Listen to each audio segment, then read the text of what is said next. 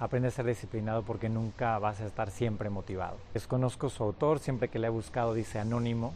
Si alguien lo conoce, pues lo agradecería mucho. Todo el mundo en esta ciudad nos dice, pues aprende, siempre está feliz todo el tiempo, ¿no? Y eso genera mucho estrés, porque no es verdad. O sea, va a haber días en los que sí vas a amanecer como dices, hoy no tengo ganas de hacer nada, no tengo ganas de ver a nadie, pero pues tengo que hacerlo porque tengo una agenda.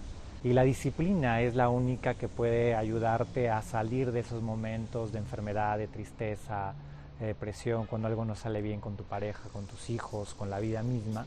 Pues la disciplina es el único motor que te va a llegar, te va a llevar y te va a llevar, incluso aunque te sientas en la soledad. Por eso está en grande en mi oficina ahí, ¿no? Aprende a ser disciplinado porque nunca vas a estar motivado todos los días.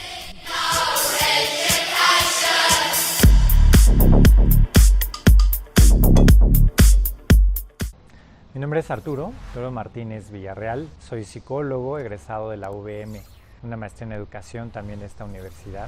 Trabajo en este campus hispano como rector del campus, tengo 2 años por acá. Me convertí en el primer rector del campus que egresó de su propio campus. Estudié la preparatoria, estudié aquí la universidad y la maestría, la licenciatura y la maestría. Fue mi primer trabajo, aquí fui creciendo, me fui a otra universidad, después a otro campus y regreso en el 2019 como rector. Y bueno, pues fue un gusto porque fue llegar a mi familia, a mi casa, a mi alma mater, a todos. Conozco cada rincón, cada bodega y cada esquina del campus. Me especializo en educación media superior y superior. Parte de lo que he estudiado y he publicado y he vivido pues es este tema. De hecho, ya estoy tomando un seminario de educación superior que organiza cada año la UNAM con varias sedes de diferentes universidades del país y de Latinoamérica. Y eso nos ha permitido estar como muy a la vanguardia de los temas de las tendencias de la universidad y de las universidades, ¿no? Ese tema me apasiona, por hobby estudio la historia de la universidad desde la Edad Media para acá, entonces es un tema que me gusta. ¿Nos pudiera platicar sobre los datos históricos de los egresados, de las estadísticas de los que han salido ya antes y de la actualidad de cómo se están manejando los egresados? Claro que sí. Fíjate que la UVM tiene un centro de opinión pública. Este centro de opinión pública se dedica a hacer investigaciones de opinión, ¿no? de lo que la gente opina en diferentes temáticas. Por 5º año consecutivo estamos entregándole a la sociedad su encuesta nacional de egresados 2021. Es un estudio único en su tipo en México porque alberga alrededor de, fíjate, esta última encuesta se entrevistaron a 11,648 participantes. El objetivo de esta encuesta prácticamente es conocer cómo los egresados perciben si las habilidades y las competencias adquiridas en la universidad les han servido para su mundo laboral. Eso es muy interesante porque a las universidades nos permite conocer si lo que les estamos dando a las personas, a los estudiantes les sirve para su mundo laboral. Además, bajo qué condiciones y salario lo hicieron, cuánto tiempo se tardaron en emplearse, por ejemplo. Y en esta ocasión es una encuesta, como ya lo dije, más de 11,000 egresados, pero no de UVM, son 11,000 egresados de las escuelas públicas y privadas. Fíjate, en esta última encuesta se entrevistaron a todas las zonas del país. El 50% de esos egresados no está laborando actualmente. El promedio de edad es de 27 años. El 61.9% egresaron de escuelas públicas y el 38.1% de escuelas privadas. Y eso nos dio la posibilidad de conocer varios hallazgos, sobre todo en pandemia. El 2020, el año de la pandemia, que nadie va a olvidar, por supuesto, va a quedar para los anales de la historia. ¿Qué tanto afectó al estudio de los egresados? Y fíjate que aquí tengo muchos datos muy interesantes que nos arroja esta encuesta nacional de egresados 2021 y cómo hemos venido trabajando, porque al principio no teníamos tantos datos, pero conforme van pasando los estudios por 5º año consecutivo, pues ya podemos ir comparando tendencias de salarios, de movilidad, de qué pasa con la equidad de género, por ejemplo, un tema en la agenda política que necesitamos rescatar para dar equidad, sobre todo en oportunidades, en salarios, en prestaciones, ¿no? Hay descubrimientos muy importantes. Pero bueno, esta fue la metodología. No sé si te platique los resultados de la encuesta. Sí, por favor, si nos pudiera compartir. Fíjate que hay datos interesantes. Cuando los jóvenes me platican, sobre todo los de preparatoria, maestro, ¿para qué estudiar la universidad? La mayoría de los que estudian la universidad tienen la ilusión de mejorar la calidad de vida. Y eso es algo que cuando me dicen, maestro, es que no es verdad, fulano estudió y ahorita está operando un auto propio, ¿no?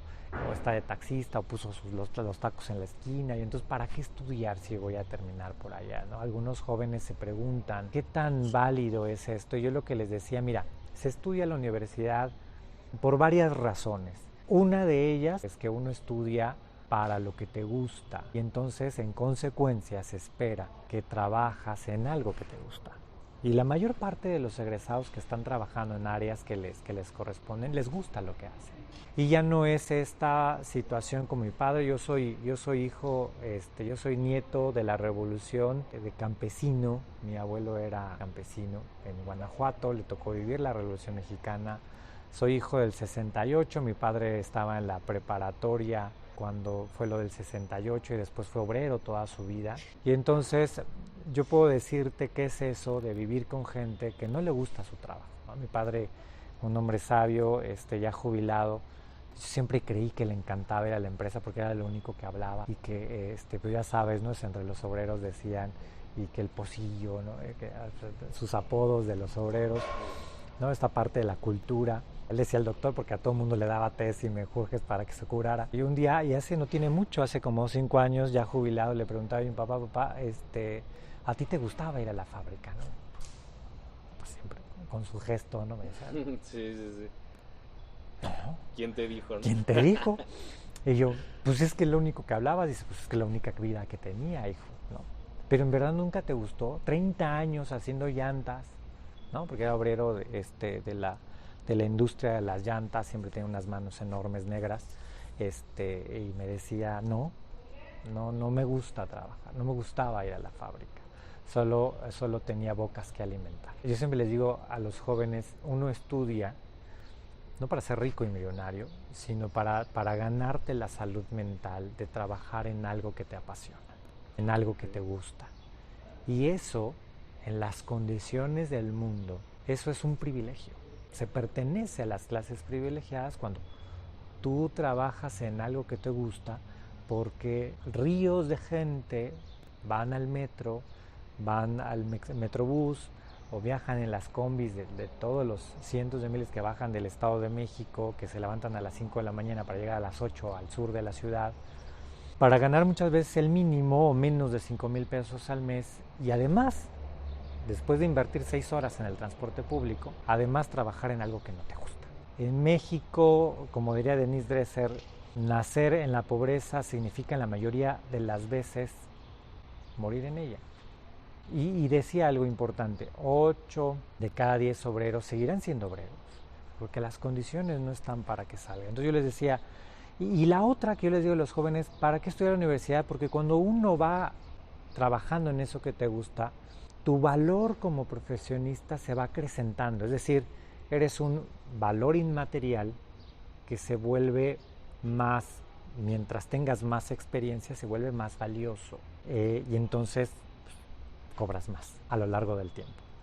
A diferencia muchas veces, mi suegro, por ejemplo, mi esposa, que es maestra de educación pública rural, semirural, pues su padre, mi suegro, es de mantenimiento, de limpieza, y él ha sido obrero también toda su vida, ya trabajó en muchos lugares.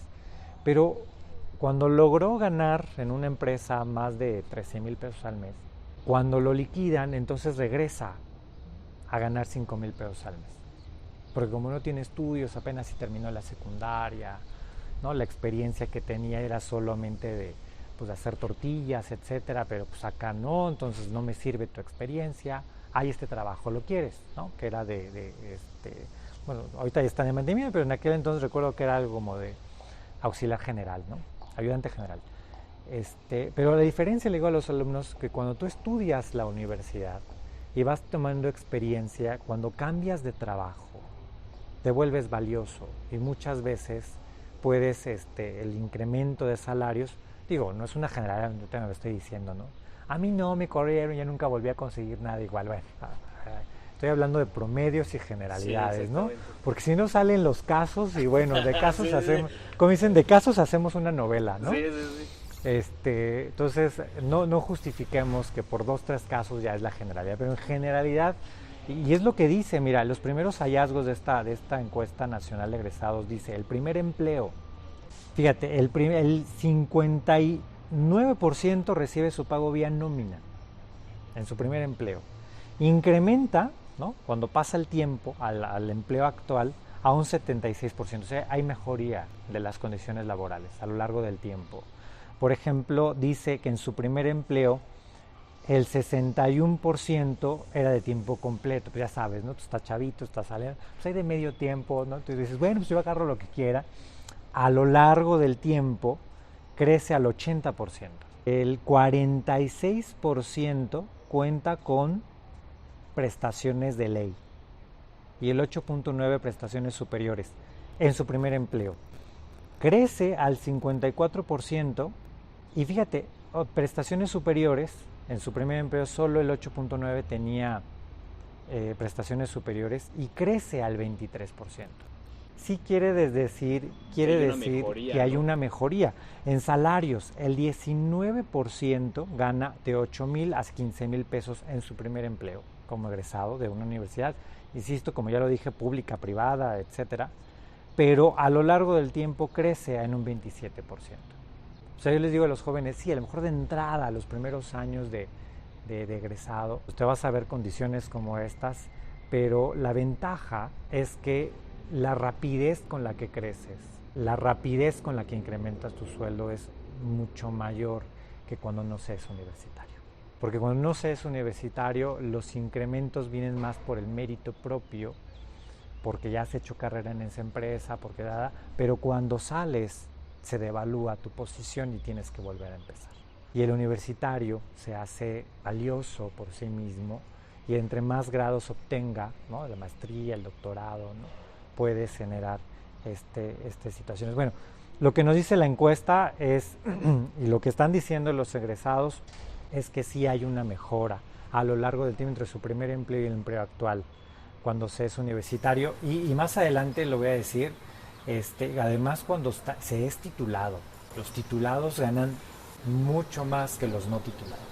Que es un gran reto titularse, ¿no? Porque hay todo un tema, ¿no? Pero al final del día como que las universidades ya están dando cuenta de esto y dan una gama pues más diversa para poderse titular, ¿no? Sí, ya sea claro, que si estás estudiando ahora la maestría, que si por calificación, por tesis, por algún proyecto, en general ya se va abriendo el campo, ¿no? A que nada más antes era pura tesis. Claro, si no, ya hay varias opciones, depende de la universidad, por supuesto. Algo en la agenda política del país es mejorar las condiciones laborales de las mujeres. Por ejemplo, hoy el 27.7% de las mujeres no cuenta con prestaciones laborales según la encuesta en su empleo actual, versus el 18.4%, casi 10 puntos porcentuales menos que los hombres. Bueno, más, perdón, ¿no? O sea, más, sí. 10% más, donde las mujeres no tienen prestaciones laborales en comparación con sus compañeros.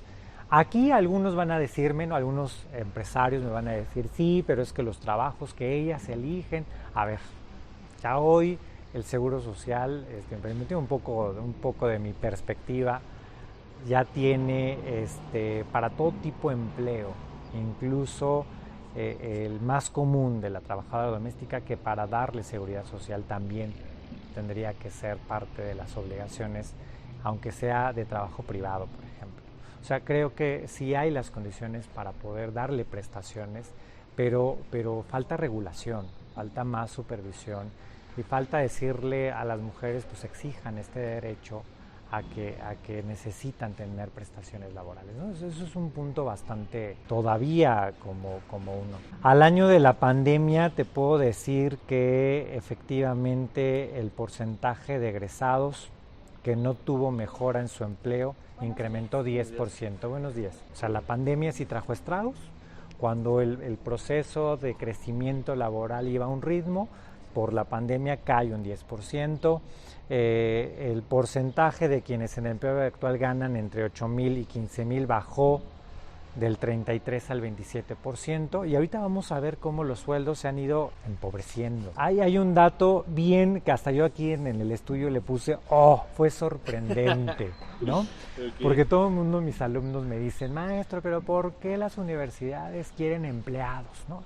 ¿Y por qué no nos hacen, bueno, algunas universidades tienen esta visión de generar emprendedores, etcétera. Pero aquí hay un dato muy interesante que no lo dicen las universidades, lo dicen los egresados, los que están ahí ensuciándose a las manos, trabajando. Dice, el 82% de los profesionistas independientes les gustaría tener un empleo en el sector público o privado. ¿A poco? Mira, okay. Y aquí los chavitos siempre me dicen, no, yo no quiero tener jefes, yo quiero ser mi patrón, voy a trabajar por mi cuenta. Adelante, hijo. Pero ¿qué pasa? Ese es un dato que no tengo yo aquí en la encuesta. Pero ¿por qué? O sea, ¿por qué el 82% de los profesionistas independientes les gustaría decir, no, o sea, trabajo independiente, pero a mí me gustaría que me empleara el sector público o privado? Pues que digo, al final del día va esta doble responsabilidad de que estás haciendo tu trabajo, tú tienes que generar ese trabajo, tú solito te tienes que pagar, y si tienes empleados tienes que pagar esas nóminas. Entonces creo que la responsabilidad al ser mayor crece y yo creo que puede ser por ahí. Ahora, yo también hubo un tiempo que estuve mucho tiempo así como de emprendedor, ¿no? Al final del día sí volteas a ver a la gente que tiene una quincena segura, que ya le pagaron la nómina, que tienen un aguinaldo, tienen estas cositas, de repente unos cajas de ahorro, y es bonito, la verdad es rico ir al cajero y sacar tu dinerito y desapegarte o desobligarte de tus funciones laborales, porque ya acabó tu horario, tu jornada laboral. Y acá no, porque tú eres el dueño, acá es ¿no? 24/7. Claro. Digo, hay una enorme satisfacción en las dos, pero yo creo que por ese lado yo le encontraría esa lógica. O sea, el que tú seas responsable de tu propio proyecto, de tu propio trabajo, al final del día sí va a hacer que tengas una responsabilidad enorme, que al inicio, en lo que va iniciando la maquinaria se va generando, tienes que estar sí o sí. Ya va a llegar un momento donde la maquinaria va a poder trabajar por sí sola y tú ya vas a poder disfrutar, pues, ya un poquito más de libertades, si es que no quieres emprender otro negocio, ¿no? Mira, una respuesta parcial a mi pregunta de por qué está también en el propio estudio, pero es parcial, porque menciona que de un año al otro, por la pandemia, el número de profesionistas que trabajan de manera independiente creció el 6.6%. Digo, es un porcentaje mínimo, pero crece el voy a trabajar por mi cuenta, pues obviamente por la pandemia, la crisis económica, la falta de empleos, el recorte, que por cierto el área que más perdió empleos es el área de la educación. Okay. O sea, de los encuestados que más reportaron pérdidas laborales fueron los que están en el área de educación. Pero bueno, regreso. 6.6% incrementa. Pero mira, que a veces me dicen, maestro, ¿cómo puede usted ser rector de una universidad, decir que seamos emprendedores si usted es empleado? Entonces yo les digo, sí, claro, yo soy empleado. Pero en este momento de mi vida yo necesitaría un negocio propio que me diera ingresos libres de la nómina que yo recibo cada mes. Exacto. Pero me dice, ¿y no es posible? Claro que es posible, solo que, mira, promedio total de ingresos por año de egreso. Esto no lo dice a las empresas que a veces, ¿no?, pensamos a lo mejor quieren pintar la realidad. Esto lo dice el empleado. Okay. El empleado, el trabajo independiente, el que está ensuciándose las manos. El ingreso promedio en el empleo, sector público o privado, promedio del año 2014 anteriores era de 13,264. O sea, en promedio la gente dijo yo ganaba 13,624 antes del 2014. Hoy, entre el 2019 y el 2021, el ingreso promedio bajó de 13,000 a 7,549. Wow. O sea, los sueldos de antes cayeron. Pero, ¿qué pasa si yo quiero tener mi propio negocio? Ingreso promedio en el negocio propio. Antes era de 10,000, ahora es de 6,581. ¿Qué pasa si yo trabajo de manera independiente? De 7,437 a 4,500. Promedios de ingresos laborales antes del 2014, 13,364, hoy 7,317. Evidentemente, entre los años hemos visto caídas impresionantes en los primeros salarios. ¿A qué cree que se deba? Mira, es tendencia. Las empresas cada día pagan menos. Justamente era lo que estábamos platicando, ¿no? Del tema de no estar regulado la cantidad de egresados. ¿Cree que por ahí vaya el problema? O sea, que al día de hoy diga, pues si tú no quieres, tengo 10 acá atrás que sí quieren. Voy a hacer un paréntesis acá. Y esto no es una posición de la UVM ni de su encuesta, ¿no? Sí lo dejo quedar muy claro porque luego asocian. La UVM dice, no, a ver, espérate, lo estoy diciendo Arturo en este momento, no es un parte de la encuesta. Desde mi punto de vista, lo que yo decía es que la cantidad de egresados en México no está regulada, pero ese punto está en discusión. O sea, ahí es un punto de mucha discusión, de mucha polémica. ¿Por qué? Porque hay países que lo regulan. O sea, tenemos experiencias de países que regulan el número de egresados. Por ejemplo, hay 8 de cada 10 egresados. También es parte de la cultura, eso es multifactorial. No solamente es el gobierno, pero 8 de cada 10 egresados son ingenieros porque el país necesita ingenieros, ¿no? Y entonces las becas, los apoyos y todo lo topan para incentivar que se egresen más de un área que de otra. ¿Me explico? La industria lo demanda, ¿no? Exactamente. En Latinoamérica lo que ocurre es se estudia lo que se quiere. Sí. Y entonces también por la historia geográfica de Latinoamérica, sus revoluciones, sus movimientos sociales, etcétera, por toda la historia que conocemos de Latinoamérica, es más común que se estudien carreras de las ciencias sociales.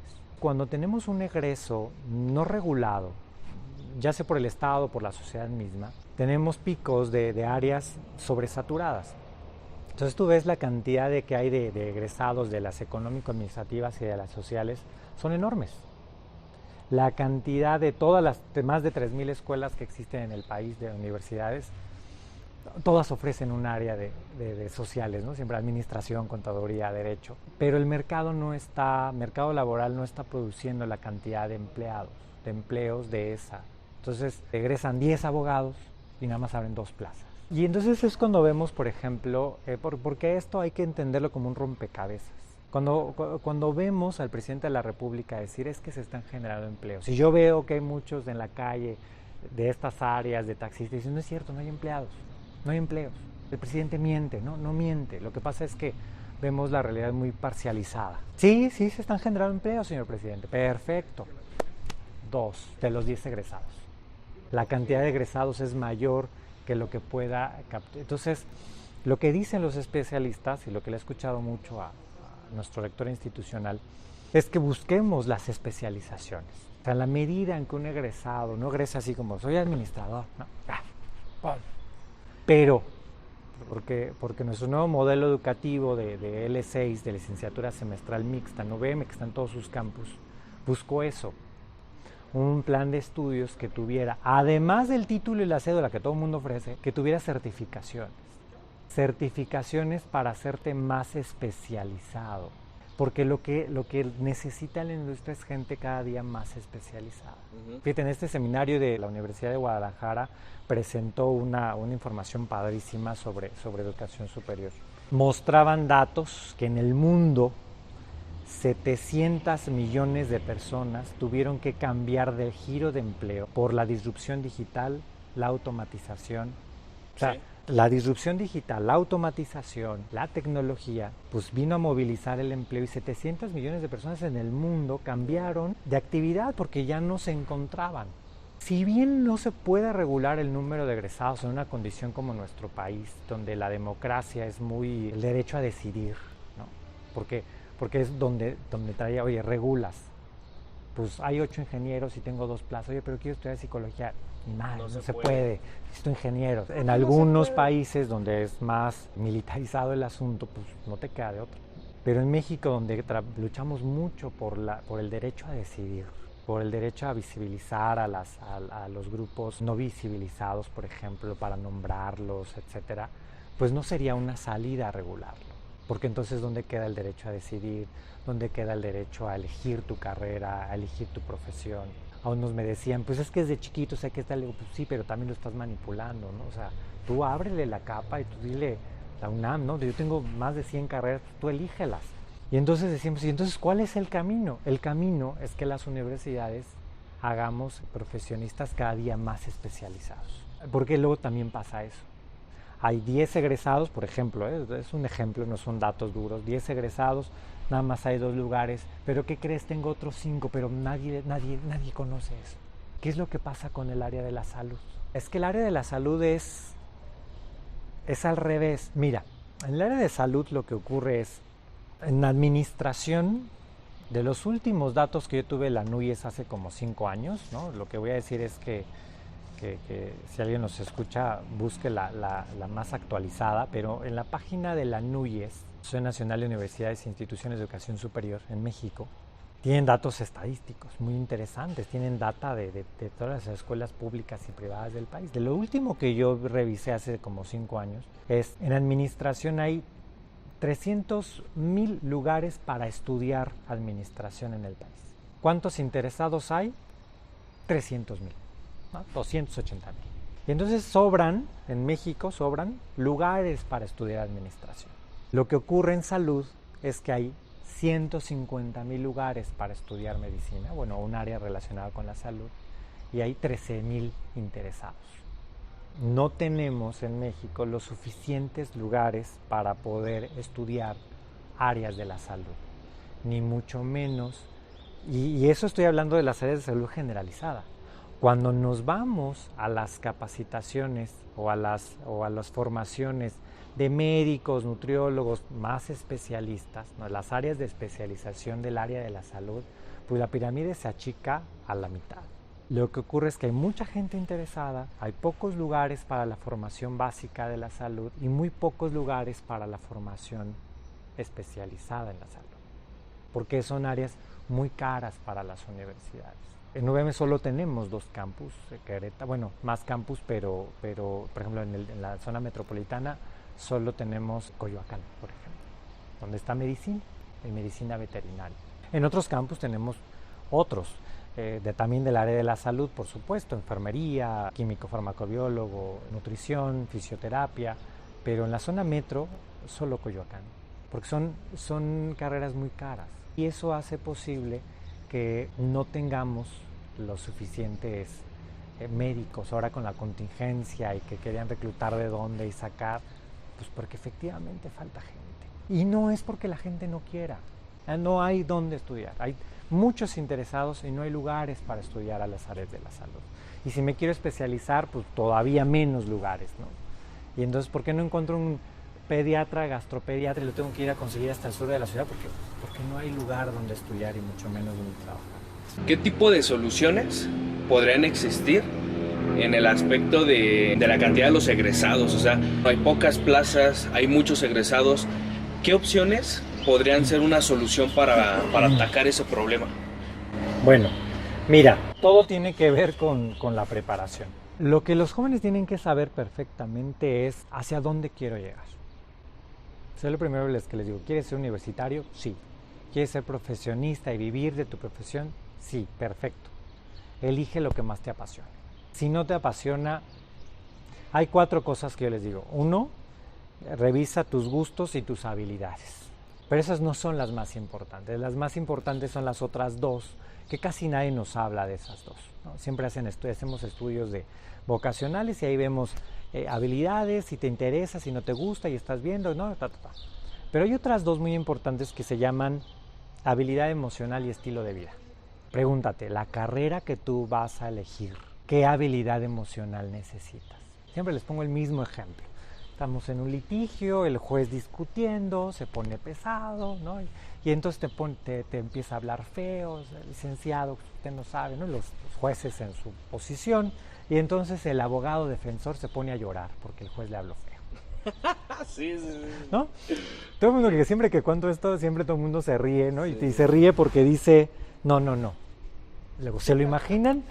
No, pues por supuesto que no, porque pensamos, ¿no?, que el abogado necesita una inteligencia emocional, ¿no?, para poder enfrentar. Pero tiene que gustar, pues, ¿no? Siempre ¿cómo le haces para el litigio? Te tiene que gustar. Alguien me decía, ¿cómo definirías el puesto de rector? Y yo les decía, es histriónico. Porque vas a una junta a las 9, está el equipo desmotivado, entonces tienes que sacar, motivar, hacer que no sé qué. A las 10 tienes una junta con 2 que se portaban muy mal y entonces los tienes que regañar y tú te tienes que poner muy enojado. Y entonces a las 11 es el festejo de cumpleaños, entonces, felicidades, ¿no? Y a las 12 ya tienes un padre de familia que viene muy preocupado, con mucho dolor, perdió la familia, necesita dinero, etcétera. Entonces tienes que ponerte muy empático en un ambiente pues de duelo, porque pues la persona, pero el estudiante de la UNA viene muy enojado, ¿no? Entonces tienes que ser, o sea, es histriónico. Y alguien me decía, ¿cómo le haces? Te tiene que gustar. Todas las profesiones requieren de habilidades emocionales. Si tu pregunta concreta es ¿qué haría? Todo empieza con la planeación. Y la planeación tiene que ver con una muy buena elección de la carrera. Después de los asuntos económicos, la principal causa de deserción en el primer semestre de las universidades se equivocó de carrera, descubrió que no le gustaba. O sea, las bajas a nivel nacional por asuntos vocacionales es una de las principales causas de deserción en la universidad. Ahí descubrió que no era lo suyo, que no le gustó, no era para él, etcétera, etcétera. Y está bien, mejor que se den de baja, ¿eh? ¿Por qué? Porque pues ya qué bueno que descubrieron eso. Lo importante es que van a ir a una carrera donde les guste. Eso es padrísimo. Pero entonces quiere decir que estamos fallando. Desde las preparatorias debemos tener programas mucho más fuertes para orientar de mejor manera y vocacionalmente a nuestros jóvenes. No nada más de te gusta y te apasiona, tienes la habilidad emocional y el estilo de vida. Cuando uno elige una profesión, elige un estilo de vida. Aquí el director de experiencia estudiantil es Miguel Ángel Soto. Él fue reportero. Él vivió su sueño de ser reportero de Noticieros Televisa. Trabajó con Joaquín López Dóriga, ¿no? Con su equipo de Carlos Loret. Le gustaba, le apasionaba. Conoció a alguien, tuvo hijos, etcétera. Y dejó el mundo de las noticias. Y él le decía, Miguel, pero estabas en tu sueño. Y me dijo, sí, pero en México el periodismo es muy perseguido. Y yo quería estar vivo, y yo quería a mis hijos vivos. Entonces él tuvo que tomar una decisión vocacional por el estilo de vida. Y el estilo de vida viene con la profesión. Quiero ser cardiólogo, pero yo no opero a las 2 de la mañana, ¿eh? No, pues no. ¿No? Oye, yo quiero ser de turismo, pero pues me gusta pasarme la Navidad con mis papás. Ok, ¿no? ok, ya ¿Sí? lo estoy captando, sí. No, yo quiero ser ingeniero civil, pero pues, ¿no? Siempre le hacemos bromas, el de los de las botas sucias, ¿no? Siempre. Pero pues, no, es que la tierra me da asco, yo ando aquí a andar bien piqui, no se va a poder. O sea, hay profesiones que requieren un estilo de vida. Yo quiero ser abogado, ¿de cuáles? De los penales. El estilo de vida. Siempre piensa que tu profesión va a tener estilos de vida. Hay jóvenes que me dicen, oye, ¿cuál es la carrera mejor pagada? Ingeniería de metalurgia y materiales. Perfecto, voy a estudiar esa. Ingeniería petroquímica. Perfecto, oye, pero al principio tienes que ir a las plataformas, tienes que ir acá, tienes que ir allá, tienes que estar en las minas. Ay, y no voy a ver a mi familia un mes. No, es que no. Bueno, entonces, el estilo de vida. Entonces, a tu respuesta, la primera cosa y la más importante es la elección de carrera. Elegir una carrera en función a lo que te gusta, lo que eres bueno para hacer, pero si tienes la habilidad emocional para hacerlo y si estás dispuesto a vivir el estilo de vida de la profesión. Que el estilo de vida de la profesión no se vive en la universidad. Porque me dicen, es que los médicos estudian largas horas y si estás dispuesto a estudiar mucho, sí. A ver, todas las profesiones nos desvelamos. Unas más, otras menos, etcétera. Si te gustan y te das cuenta. 3 de la mañana yo leyendo a Freud, pues mira que ni me ¿no? Sí. Pero si me pones otra cosa de matemáticas, pues me iba a quedar dormido. O sea, creo que todos vivimos el estilo de vida ya que estás afuera. Ya que estás afuera. ¿No? Exactamente, los fregadazos, a ver si es cierto. O sea, ¿te imaginas a alguien de ventas, tímido, callado? No, por supuesto que no. El estilo de vida, yo siempre lo he dicho, es bien importante. Una vez que el joven decide eso y está dispuesto a sacar eso, ¿qué es lo que sigue?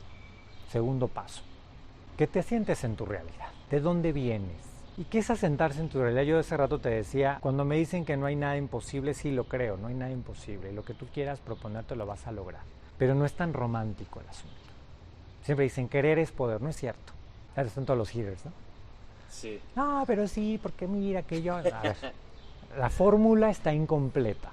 E es igual a mc al cuadrado, decía Einstein. Yo digo, querer más conocimiento, sí es más. Querer más conocimiento encerrado en un paréntesis, y aquí dice actitud al cubo, al cuadrado. La actitud. Pero el conocimiento va a ser posible que tú continúes. Entonces yo quiero estudiar administración, y entonces todo el mundo empieza, no estudies eso, está súper saturado, quiero ser abogado, no, mira que tengo el vecino que es abogado y puso un taco de papas ahí porque no encuentra trabajo, etc. Yo siempre les digo, estúdialo. Te apasiona, estúdialo. Pero está saturado, no importa. Pero te estás contradiciendo, Arturo, de lo que dijiste de la regulación. No. Lo que tú tienes que saber es que está saturado. Y entonces si hay 1000 personas que van a buscar tu mismo empleo, ¿qué tienes que hacer? Hacerlo mejor que Exacto. ¿Qué es lo que está pidiendo? Experiencia internacional, me voy. ¿Qué está pidiendo? Certificaciones. ¿Qué está pidiendo? No, pues que además manejes la paquetería, pues me la pongo, me explico. Lo que pasa es que eso lo descubre ya que egresas. Y ya que egresas, pues te das cuenta que te faltan un chingo de cosas. Lo que siempre les digo a los alumnos de primer semestre es, velo, vas a estudiar una de las carreras más saturadas. Perfecto, estúdiala, pero ¿qué vas a necesitar para que de los 10 egresados, esos 2 plazas, una de esas sea tuya? Pues tienes que tener más cosas que los otros 10. ¿Cuáles son esas cosas? Ya lo dije, experiencias internacionales. Oye, pero no tengo dinero para irme a otro país. Experiencias internacionales virtuales, va. Y que en las internacionales hay becas que te dan todo. Sí, todo. Y en escuelas privadas y públicas, o sea... Y adelantarse. Mira, por ejemplo, ¿qué dicen los egresados de cuáles son las habilidades que adquirieron en la universidad y que les fueron más útiles? Porque acá, siempre les digo, acá los académicos podemos decir misa, ¿no? Ajá. Pero pues ya cuando sales, dice maestro, pues la verdad es que ni me sirvió eso que me dijo. ¿No? Qué pena. Pero mira, muchos podrían pensar que la lengua extranjera es lo más importante y es la habilidad menos valorada. Los egresados dijeron, es la que menos me ha servido. Ahora, hay que entender los contextos y también, pero bueno. ¿Cuáles son las habilidades más importantes? Son 5. La comunicación verbal, la toma de decisiones, el liderazgo, el manejo de software especializado, ahí estoy diciendo de lo del especializado, y la redacción. Entonces, pues bien. Yo te decía, vocación, y después desde la universidad, ¿qué es lo que quiero hacer? Y además conocer tus condiciones. Algo de lo que no creemos es que en este país todo se consigue por el mérito. La meritocracia es un mito. Eso no es verdad. Sí hay personas que consiguen las cosas porque conocieron a alguien, porque lo heredaron, porque etcétera, etcétera, y no todo es el mérito. Y eso es muy importante, que la persona, el profesionista que no viene de una herencia familiar, que no tiene, que sus papás son empleados, obreros, que dicen es que he estudiado, he hecho y todo y no tengo el mejor trabajo del mundo. La realidad de las cosas es que eso lo debes saber, porque si no genera culpa, genera frustración y va a decir es que yo hice algo malo. Y la verdad es que no eres tú, es el sistema. Entonces tú tienes que saber, ¿me heredaron la casa? No. ¿Me heredaron el carro? No. Bueno, eso te va a costar muchísimo dinero. Y no va a ser tan fácil que lo termines de pagar, no va a ser tan fácil que te hagas de tus cosas, no va a estar tan... Es que yo imaginaba a los 30 años con la vida resuelta. Si no te heredaron las cosas, no. Esas historias de vida que llegó con $1 a Norteamérica y se hizo millonario, existen. Sí, claro. Claro que existen. Pero estamos hablando que somos más de 7,000 millones de personas en el mundo. Y entonces todas haríamos igual. Y la realidad es que esas historias representan el 0.00001% de personas que son muy mediáticas y venden muy bien. Sí, claro, por supuesto, y ahí están, ¿no? Y todo el mundo las conoce. Pero eso no quiere decir que sea la realidad. Solo es como les digo, a ver, espérate, no todo es por mérito. Porque además si eres de un tipo de color de piel, traba. Pero además si eres mujer, traba, ¿no? Y si aparte no eres heterosexual, traba, ¿no? Pero si aparte eres discapacitado, traba. Entonces no todo se consigue por el mérito. ¿Todo es posible? Sí. Solo dibujé el camino. Yo hace rato te decía, oye, ¿puedo llegar a los Himalayas? Sí, claro, escala lo que quieras. Al pico de Orizaba si quieres, ¿no? Pero así como andas vestido no vas a llegar a ningún lado. Ay, me desmotivas. No, espérate. Tienes que saber qué necesitas ponerte para llegar a donde tú quieras. Pero si te vas así vestido, no vas a llegar ni a Veracruz caminando. Y entonces en el camino te vas a sentir mal, vas a decir soy un tonto, soy un pendejo. Puede ser posible. Yo le he echado todas las ganas del mundo. Mira, vengo caminando desde el Estado de México, ni siquiera he llegado a Puebla. Soy un tonto, soy un inútil. Hijo, no eres tú el tonto, sino que nadie te ha dicho que ese no es el material con el que tú tienes que hacer para llegar allá. Entonces te pones este tipo de botas, te pones esto y el taxi, pero además necesitas preparación, cursos de capacitación, porque va a llegar un momento en el que te va a faltar el oxígeno y necesitas tal cuerda de tal tamaño. ¿Sí? Hemos perdido el sentido de comunidad. Las universidades son eso, comunidades que te tienen que decir, mira, vas a necesitar esto y esto para que te vaya mejor. Nosotros continuamente estamos viendo qué está pasando en el mercado laboral y qué tal certificación y qué tal cosa y qué tal habilidad, y las tratamos de meter en los planes de estudio porque queremos ponerte este equipamiento para que cuando tú te vayas no te frustres, pero te vas a frustrar porque no es una sociedad, no es verdad eso es un mito. Y puedo traer a varios académicos de varias universidades donde pueden, mejor que yo, demostrar con muchos datos porque la meritocracia es un mito en nuestro país. Wow. ¿Sale? Pues perfecto. Muchas gracias. Muchísimas gracias, rector, por aceptar la invitación, por sus consejos, por todas las estadísticas que ya nos habló de números sólidos, números duros, y pues esperemos que podamos hacer otro tipo de proyecto para grabar, para dar alguna explicación a los chavos. Claro, y cuando gustes podemos ahí estar haciendo una conferencia con los chavos de prepa. Perfecto. ¿Sale? Muchísimas gracias. Gracias.